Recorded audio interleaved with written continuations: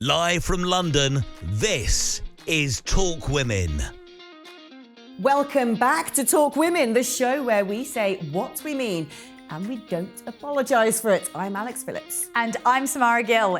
Here to speak up, speak loud and stir the pot whenever the woke world needs a little shake. On today's show, virtue signalling celebrities are throwing their support behind a shiny new campaign to stop the rise of reform. Oh no, how will the world cope? US President Donald Trump is taking a tougher line on immigration. Is this something the UK should be paying attention to? And former Top Gear host Jeremy Clarkson has claimed that if he was young, he wouldn't work, and blasted pink-haired lefties on social media. And to get you really in the festive spirit, we'll be reviewing Meghan Markle's Christmas episode on Netflix and discussing whether the Duchess of Sussex's TV career is coming to an end. Virtue signalling stars from Sir Lenny Henry to Paloma Faith are joining forces in a brand new campaign aimed at stopping the rise of reform. Oh my God, stop the world! The Woke Alliance is urging people across the country to stand up for unity in the face of attempts to fuel division. Lenny Henry said, "We stand for love over hate, hope over fear, unity over division. We're coming together against racism. Join us, be part of it." Paloma Faith said, "There is no world I want to live in where discrimination is acceptable for anything. No race, gender, or class is superior to any other. This is why racism makes my blood boil." Yeah, we can talk about that in a minute. Well, the Alliance has organised a major demonstration taking place in London in March next year. Can't wait, it's going to be fun. This comes as our allies in America have paused immigration applications from nationals of 19 countries in a fresh crackdown under Donald Trump. Joining us to discuss on the show is, as always, the brilliant Laila Cunningham, and for the first time, certainly not the last, Nuriyah Khan. How are you, ladies? Very well, thank you. Now let's kick off, because I've got a big old rant to say about racism. Oh, a big old rant. Because I've suddenly come to the conclusion it's become this force field behind which awful acts are perpetrated with impunity. It's become this stick that the establishment and the elites use to batter the ordinary person, to persecute us, to silence us, to censor us, to intimidate us. And it's actually become racist. Because the fact that the whole world took their knee for George Blimmin' Floyd, a felon, and went, oh, this is terrible, racism's everywhere. But nobody is saying anything about the targeting of white girls at the hands of Pakistani gangs. And nobody's talking about sexual harassment, the exploitation of women, slavery. You can only talk about it if white people are doing it. Guess what? We haven't done it for 500 years. It is everywhere. The world is riddled with it. Today, no one cares. Racism, as far as I can tell, is the most racist thing on earth. Yeah, I mean, now the thing is, it's a bit like the boy who cried wolf. They've cheapened the term racist so much. I mean, sure, there are racists in this country, but wanting safe borders, not wanting illegal, unvetted men roaming your streets, wanting to reduce immigration from millions to none, and recognizing that there are foreign men that come here from cultures that don't abide by the same culture that we do and do sexually assault our girls. There's absolutely nothing racist about that. And what we have done is that we've had successive governments who have told us, keep your head down, don't be too British, hide your flag unless it's the World Cup or unless it's the Olympics, not to offend any of the newcomers. And that's the wrong message. We are the host nation. When you come to our country, you embrace Britishness. It's not the other way around, but that's how it's been. And I frankly find it a bit insulting that they say that, because what are they going to tell to the women who have been sexually assaulted by an Afghani man who came on that boat? Nice. What are they going to tell to someone, the convicted bomb maker from Egypt who came on that boat? I'm Egyptian. I'm not racist against Egyptians. I am, whatever, if you want to call me racist, I am against anyone entering this country, no matter where they're from, if they bring harm to this country. It's as simple as that. It's got nothing to do with race. Yeah. Absolutely. I think actually Britain's got a much bigger issue to do with class, and that's what people don't like to talk about. That is the real kind of, well, it's not the real racism, but it's the real issue here. Sir Lenny Henry, okay? I don't want to, exactly. I don't want to listen to him about his hardships. He doesn't have them. He's a privileged actor and creative in the United Kingdom. And, you know, when we talk about the grooming gangs, that was working class white girls. We need need to have a conversation about class in this country and not about the color of your skin. I think it's totally distracting from the real issues. Nuriyah, would you agree with that? Yeah, I mean, it seems for people so against racism, they are so hyper-focused on race when it's just one kind of perpetrator. For some reason, I mean, even in the safeguarding sector, there was no moral outrage the way that this is all planned for next year. When October 7th happened, when these white working class girls were being abused all across the country, but because you need that white middle class man to kind of put all your ills of society on, the brown perpetrators can go kind of unfestered with what they're doing. So I think it's extremely problematic that everyone in this room they would class as a far-right racist or a white supremacist, which is extremely entertaining to me. We've got back a where we come situation from. now that we've got with all the DEI schemes. It basically says, you know, applicants must be A, B, C, and D. Basically, it says you're not allowed to apply for this job if you're white. Yeah. You're not allowed to get the grant to go to university if you're white.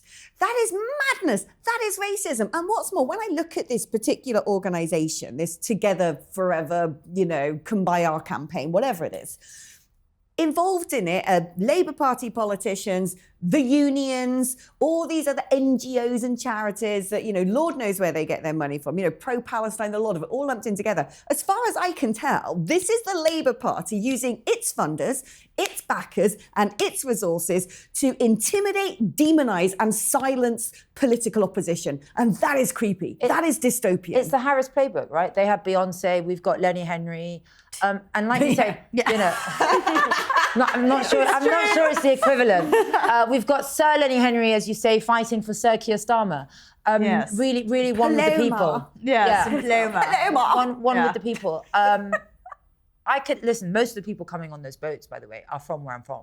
They're from the Middle East. I'm definitely not racist against people from the Middle East, but I absolutely hate and I'm against anyone that comes to this country that wants to bring harm, no matter where they're from. And in what way are we racist? That's what I really want to ask them.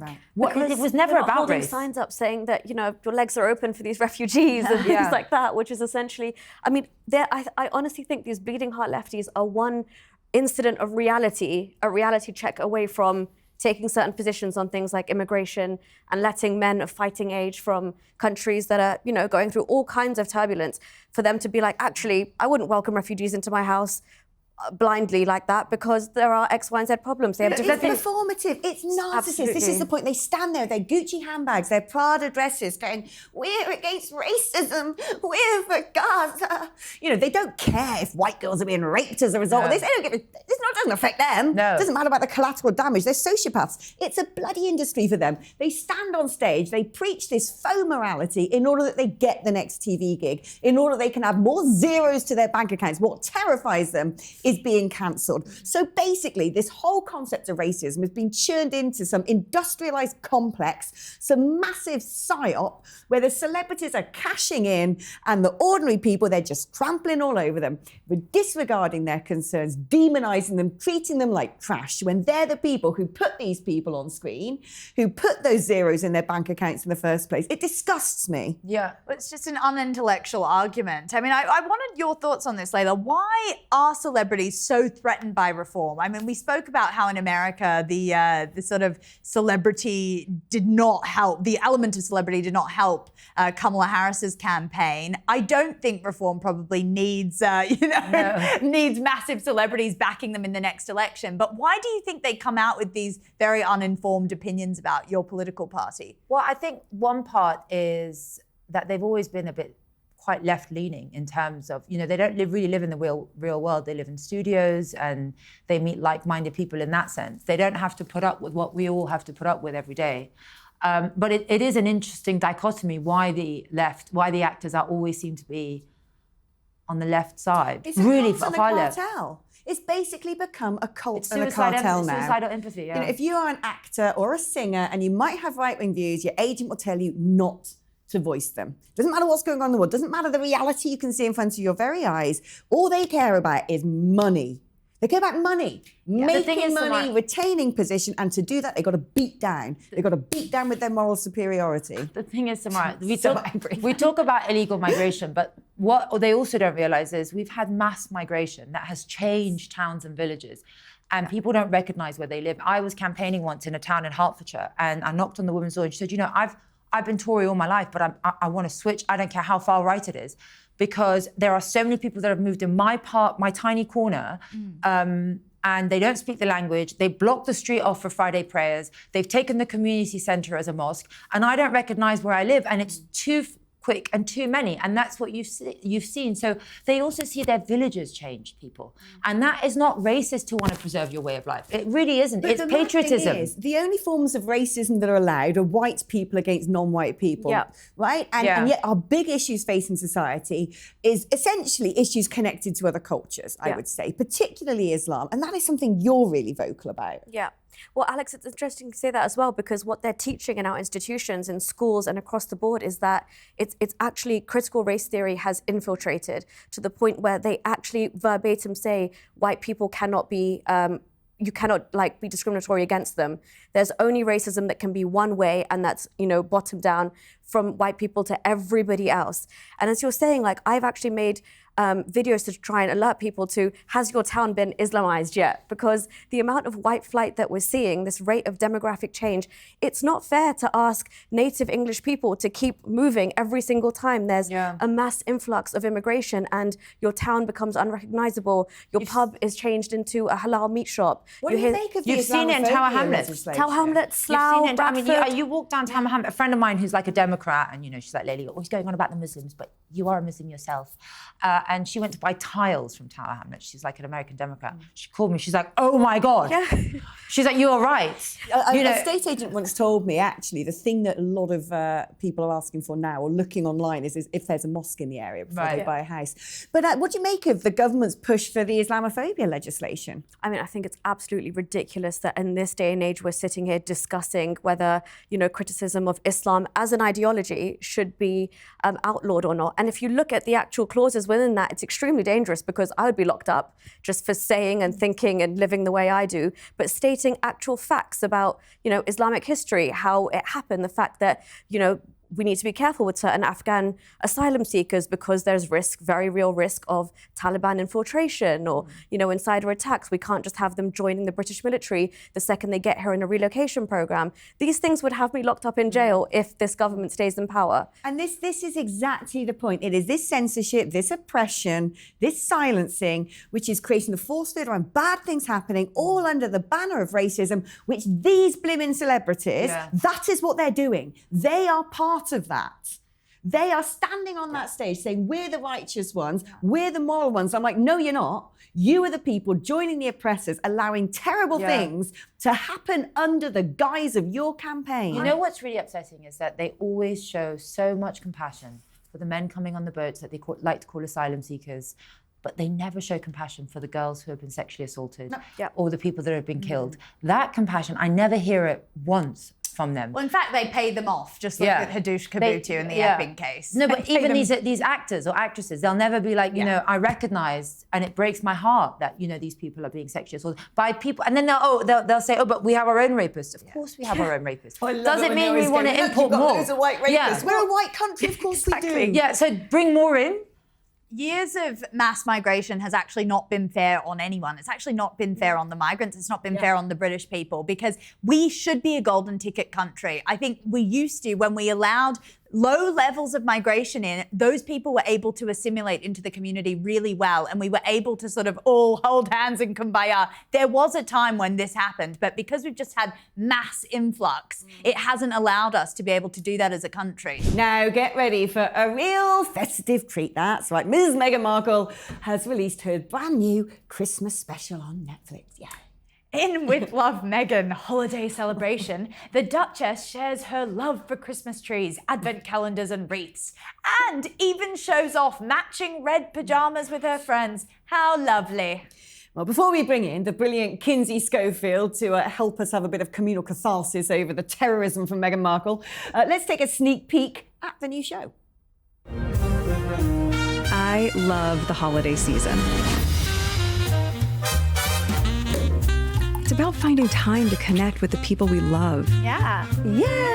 Embracing traditions. I like this. There we go. And making new ones. We are now in Christmas. It's pretty jolly here. Let's go craft. Heyo. It's so pretty. so easy and elegant. It's better. We are delighted to be joined by the brilliant Kinsey Schofield all the way from LA. Kinsey, I mean, I had to watch it with a sort of gun to my head. What's the reaction to Meghan's new show? Well, I mean, the reaction has been primarily negative if you can find anybody that's watching it at all. I mean, I had to literally search for this. It was not something that Netflix was prominently displaying on the top or in the new on Netflix. Clearly, this is a product they no longer believe in. The Independent saying, you know, not fun, enjoyable, or aspirational. The Guardian saying, take your anti-nausea pills, she's back. The Telegraph, joyless and fake, which that is a pretty good description. And the Telegraph, also one of their other reporters saying, quite mad, a little bit sad. But I thought it was interesting that Parade here in the States said Meghan Markle still clings to royal traditions 5 years after exit. So the state's acknowledging that she needs to let this go, or, you know, that maybe she recognizes that her stint, very brief in the UK, is the only thing that makes her relevant. I love the fact she talks about, you know, it's a time to celebrate traditions, and then she bangs on about wreaths and Christmas trees and the holiday season. I'm like, what about the tradition of, I don't know, Christ as part of Christmas? Yeah. Well, also the idea of spending time with friends and family, which is rich coming from someone whose family tree looks like it's been hit by a chainsaw. And we're also supposed to all stop what we're doing and watch Meghan and Daddy Harry in the kitchen while her father's in a hospital. It's all very unfortunate timing for Meghan. Yeah, she would see it that way, that's for sure. I mean, her father and her family are just one big inconvenience and embarrassment for her, it seems. It is quite insane that he's been rushed to hospital. We don't know what sort of state he is in. Her brother tells me this could be the dad's last Christmas. And this is what she's doing, prancing around like some sort of forest nymph in a Christmas tree farm, not contacting him at all. I mean, do you think Meghan will reach out to Thomas Markle Sr. on this horrible, fateful day? No. I mean, Harry did Colbert last night after we all knew that Thomas was in the hospital. Harry sat down and made a joke of himself and the country by sitting down with Colbert, poking fun at King Trump. And if he had any empathy or compassion whatsoever, like his mother, Diana, he would have told the Colbert team, it's inappropriate for me to do this right now with my father-in-law in the hospital. I'm going to have to sit this one out. Catch you next time. I mean, the only thing that, don't forget, Colbert viciously accused Prince William of cheating on Catherine in the midst of her cancer battle. CBS, which Colbert is on, is the only outlet that in the States that showed images of Diana dying in the back seat of her car. It's what a beautiful display of Harry's lack of loyalty that we got to witness in the last 24 hours. But this is the thing about those two. They are just the most artificial, curated couple I've ever seen. They try and pass it off as if, like, this is our normal lives. Look at us kissing in the kitchen. Look at my gorgeous kitchen. Look at all the things I'm putting bows on. Look at all my lovely friends who can't wait to come around and join me. And it's almost like they're constantly trying to ram down our throats. We're the perfect couple, with the perfect life, with the perfect love, with the perfect kids, with the perfect house. All of you lesser beings couldn't even shine a light on us. It just makes me so angry. I think that if Meghan weren't delivering everything that, I mean, she delivers the most mundane, common sense suggestions in this authoritative tone, she wouldn't make us want to jump off a bridge. But the fact that these two think that they are so wise and so much better than we are gets under all of our skin. I mean, even Harry's appearance last night, it was such a display of, of that real absolute lack of self-awareness that we've grown to it just riles us up.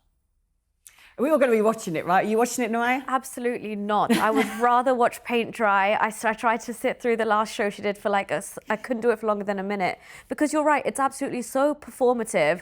It's like you're taking the most basic things and you're trying to make yourself relatable when you're clearly not. And, like you said, even the relationship, it's so put together, you really wonder what happens truly behind closed doors and how they speak to one another. Well. But the whole this whole thing about Christmas was her, I'm not sure if it's true, but I didn't realize Americans, they're not used to having Christmas crackers as part of the celebration. And it was her trying to show something she's taken from Sandringham and she's brought it to the American people. Here, this is how you put a Christmas cracker together. And, this is how, obviously bringing the kids in, because that's what she does every opportunity she gets.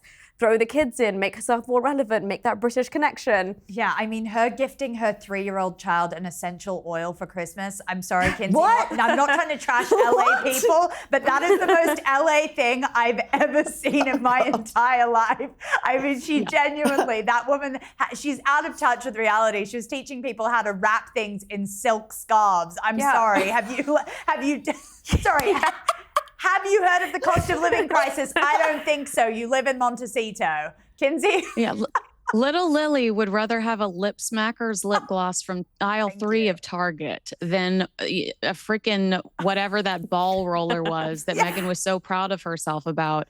And then the love notes, she put love notes everywhere. If my mom gave me an advent calendar and one day I got chocolate, one day I got a Barbie, and the next I got a love note, I'd set the thing on fire. I'd be so mad. I behaved all year for this. I don't need you to tell me how brave I am every GD day. It's absolutely ridiculous. She lives on her own planet, and I want off of it. We all want off of it. I think the whole world wants off of it. And is it going to come to an end? I mean, is this Christmas going to be the last time we have to suffer this stuff? I think so. The Daily Beast, which is a UK-based outlet, had a headline, Meghan's dead dog's cameo tells us Netflix is done with her. I mean, obviously, this was filmed a year ago. Her deceased dog is in it.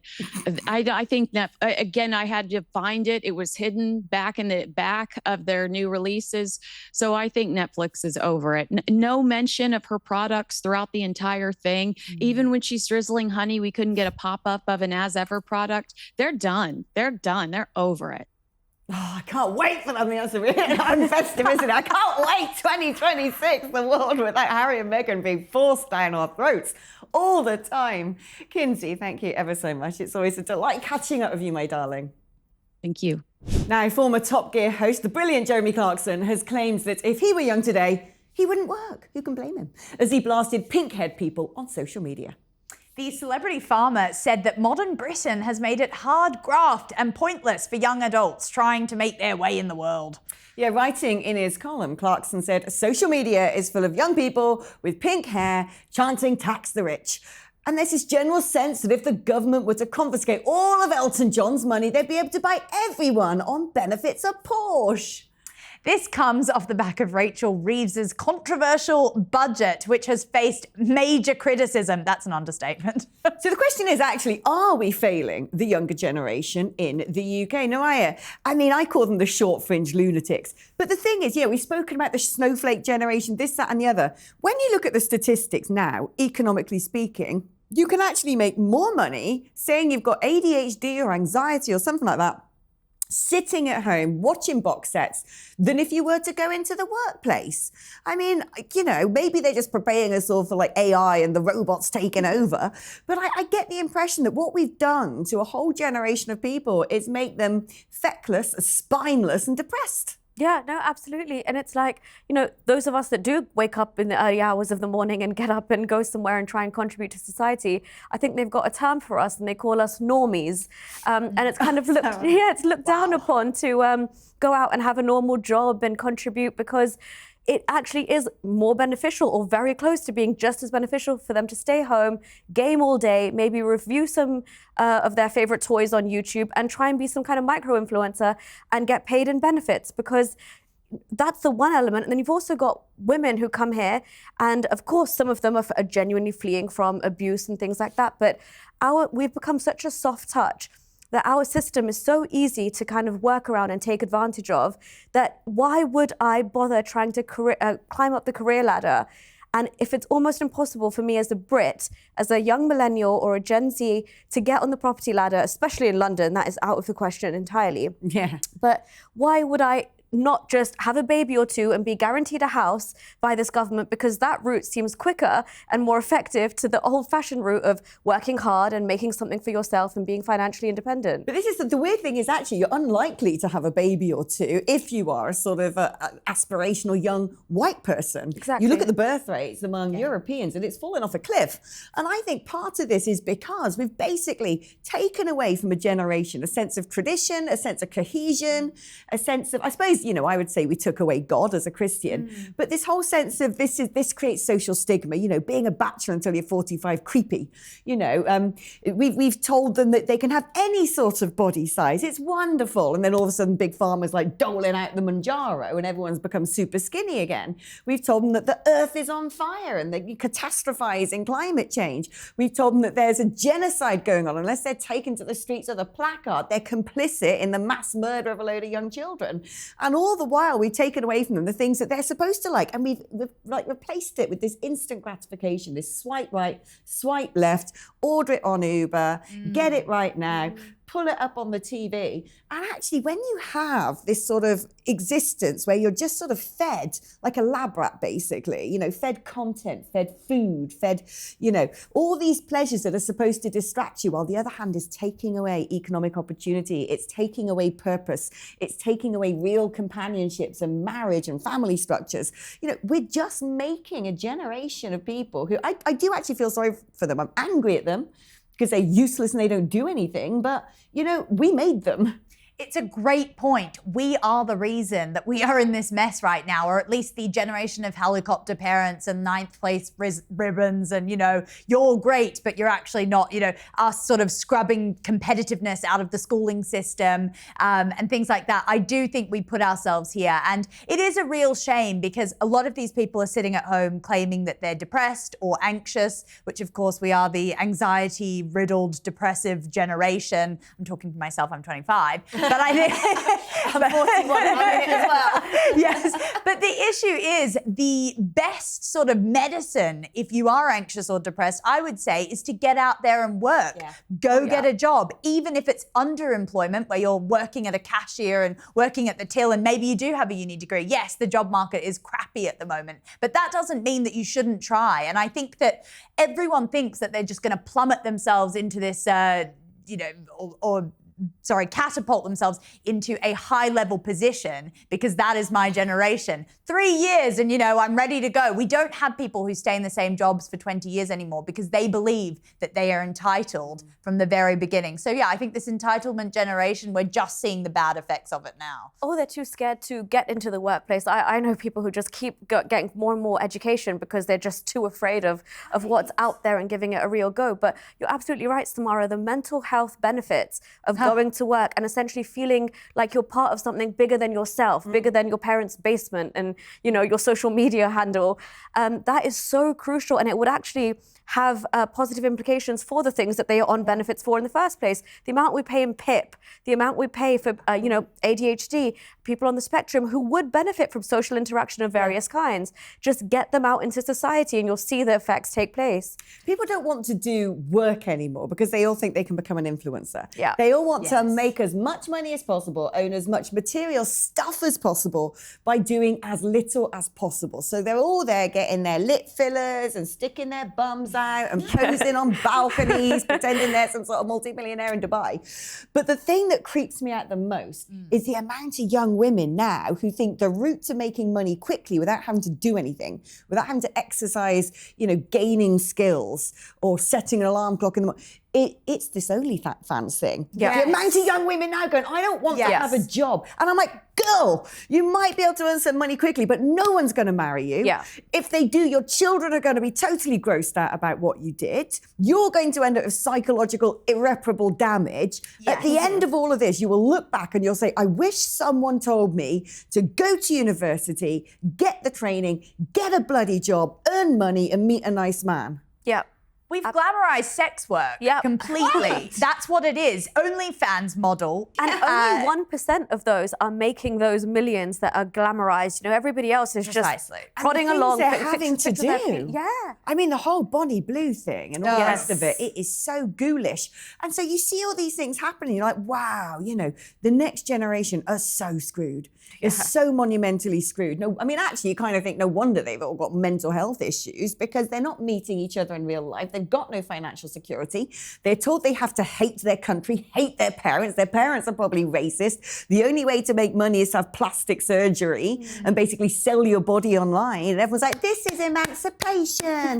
This is freedom. This is what feminists fought for. I'm like, come on. I mean, it's the gamification of everything, isn't it? It's the gamification of dating, the gamification of sex work, the gamification of everything but actually just going to work, putting in the hours and doing the hard yards. And I think that's the issue, is that we do have this generation that expects a lot for not much. And I just, obviously we've had generations previously on benefits. And it's very obvious when you see your parents on benefits, then you then get on benefits. But I agree, it's looking like an easy path instead of employment. And Jeremy Clarkson, he speaks a lot of sense. I mean, that man's done his hard yards. Oh, the Jeremy, he just doesn't care anymore. He said it in true fashion. But also, you know, can we just give props to Jeremy for actually shining a light on farming? It's that industry that no one knew about. We're like, oh, look, food's on the supermarket shelf. Great, I'm going to buy that. And all of a sudden, everyone's like, bloody hell. I know. These people really slog. And actually, I do think among younger generations that it's kind of cleaving into two. And it's almost sort of on the same lines as the political lines, which is you got those on the left wing who are, I'm entitled to this, I'm a victim, I hate the rich, they've got everything, it's not fair, I've been bullied, blah, blah, blah, blah, blah. Then you have got this sort of emerging other element to the younger generations, the sort of Charlie Kirk generation, if you will, who were like, hold on, what is this God thing that you told me was so horrific, a Christianity that's so uncool? I'm going to look into that. Or I might want to go and become an army reservist, or I do want to vote reform. You know, there is now this sort of, among Gen, whatever they are, Gen Alpha, are they now?